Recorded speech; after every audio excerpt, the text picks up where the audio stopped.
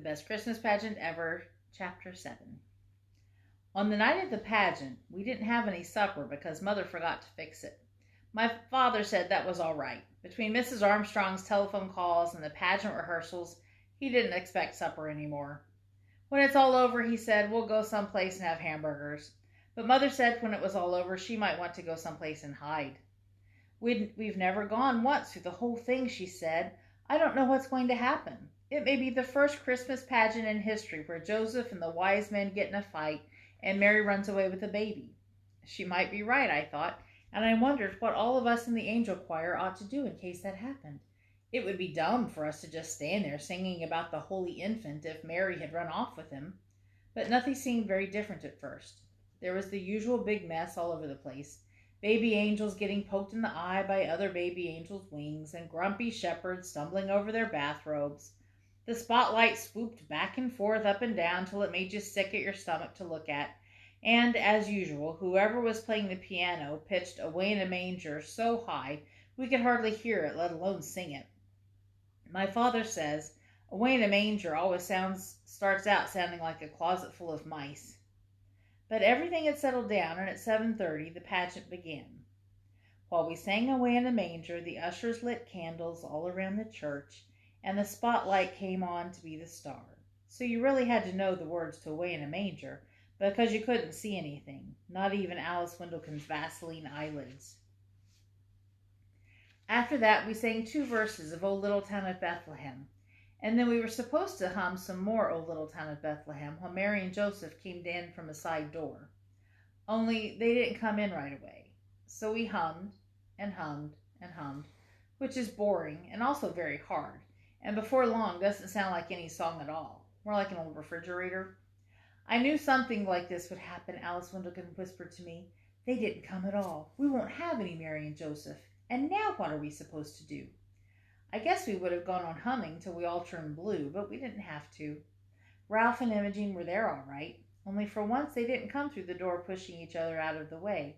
They just stood there for a minute as if they weren't sure they were in the right place, because of the candles, I guess, and the church being so full of people.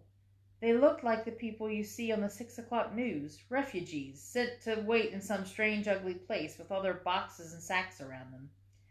It suddenly occurred to me that this was just the way it must have been for the real Holy Family, stuck away in a barn by people who didn't care much what happened to them. They couldn't have been very neat and tidy either, but more like this Mary and Joseph. Imogene's veil was cockeyed as usual, and Ralph's hair stuck out all around his ears. Imogene had the baby doll, but she wasn't carrying it the way she was supposed to, cradled in her arms. She had it slung up over her shoulder, and before she put it in the manger, she thumped it twice on the back.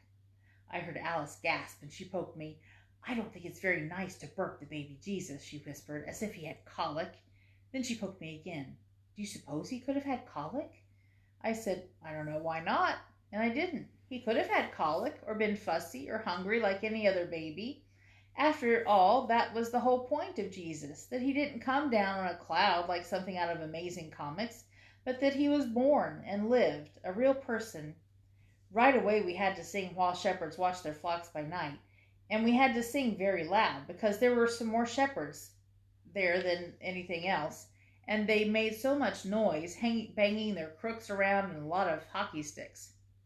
Next came Gladys, from behind the angel choir, pushing people out of the way and stepping on everyone's feet. Since Gladys was the only one in the pageant who had anything to say, she made the most of it. Hey, unto you a child is born, she hollered, as if it was, for sure, the best news in all the world, and all the shepherds trembled, sore afraid, of Gladys mainly, but it looked good anyway. Then came 3 carols about angels. It took that long to get the angels in because they were all primary kids, and they got nervous and cried, and forgot where they were supposed to go, and bent their wings in the doors and things like that. We got a little rest then while the boys sang We 3 Kings of Orient Are, and everybody in the audience shifted around to watch the wise men march up the aisle. What have they got? Alice whispered. I didn't know, but whatever it was heavy. Leroy almost dropped it. He didn't have his frankincense jar either, and Claude and Ollie didn't have anything, although they were supposed to bring the gold and the myrrh. I knew this would happen, Alice said for the second time. I bet it's something awful. Like what? Like a burnt offering. You know the Herdmans. Well, they did burn things, but they hadn't burned this yet. It was a ham. And right away I knew where it came from. My father was on the church charitable works committee. They give away food baskets at Christmas, and this was the Herdman's food basket ham. It still had the ribbons around it saying Merry Christmas. I'll bet they stole that, Alice said. They did not. It came from their food basket. And if they want to give away their own ham, I guess they can do it. But even if the Herdmans didn't like the ham, that was Alice's next idea. They had never before in their lives given anything away except lumps on the head, so you had to be impressed. Leroy dropped the ham in front of the manger. It looked funny to see a ham there instead of the fancy bath salts jar we always used for the myrrh and frankincense. And then they went and sat down in the only space that was left. While we sang What Child Is This, the wise men were supposed to confer among themselves and then leave by a different door, so everyone would understand that they were going home another way. But the Herdmans forgot, or didn't want to, or something, because they didn't confer, and they didn't leave either. They just sat there, and there wasn't anything anyone could do about it. "They're running the whole thing," Alice whispered, but they weren't at all. As a matter of fact, it made perfect sense for the wise men to sit down and rest, and I said so. They're supposed to have come a long way. You wouldn't expect them to just show up, hand over the ham, and leave. As far as running the whole thing, it seemed to me that the Herdmans had improved the pageant a lot, just by doing what came naturally, like burping the baby, for instance, or thinking a ham would be a better present than a lot of perfumed oil. Usually by the time we got to Silent Night, which was always the last carol, I was fed up with the whole thing and couldn't wait for it to be over. But I didn't feel that way about it this time. I almost wished for the pageant to go on, with the Herdmans in charge, to see what else they would do that was different. Maybe the wise men would tell Mary about their problem with Herod, or she would tell them to go back and lie their heads off, or Joseph might go with them and get rid of Herod once and for all, or Joseph and Mary might ask the wise men to take the Christ child with them, figuring that no one would think to look there. I was so busy planning new ways to save the baby, Jesus, that I missed the beginning of Silent Night, but it was all right because everyone sang Silent Night, including the audience. We sang all the verses too, and when we got to Son of God, Love's Pure Light, I happened to look at Imogene, and I almost dropped my hymn book on a baby angel. Everyone had been waiting all this time for the Herdmans to do something absolutely unexpected, and sure enough, that's what was happened. Imogene Herdman was crying. In the candlelight, her face was all shiny with tears, and she didn't even bother to wipe them away. She just sat there, awful old Imogene, in her crookedy veil, crying and crying and crying. Well, it was the best Christmas pageant we ever had. Everybody said so, but nobody seemed to know why. When it was over, people stood around the lobby of the church talking about what was different this year. There was something special about it, everyone said. They couldn't put their finger on it. Mrs. Windleton said, well, Mary, the mother of Jesus, had a black eye. That was something special, but only what you might expect, she added. She meant that it was the most natural thing in the world for a Herdman to have a black eye. But actually nobody hit Imogene, and she didn't hit anyone else. Her eye wasn't really black either, just all puffy and swollen.